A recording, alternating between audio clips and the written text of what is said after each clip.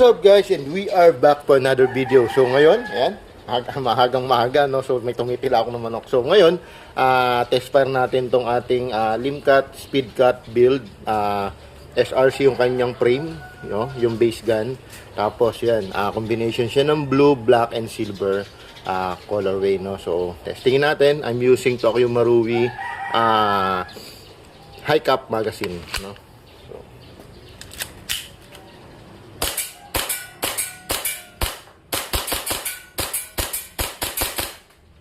Suabe.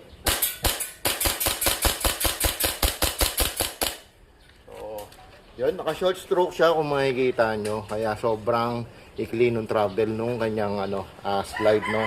Ngayon, I have one pa rito. Testing pa natin ulit, no.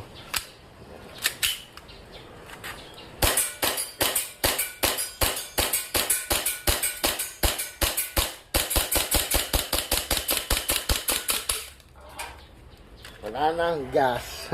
So, yun. Ayan, sobrang ikli lang ng travel, no. So, yun. Swabing-swabe siya.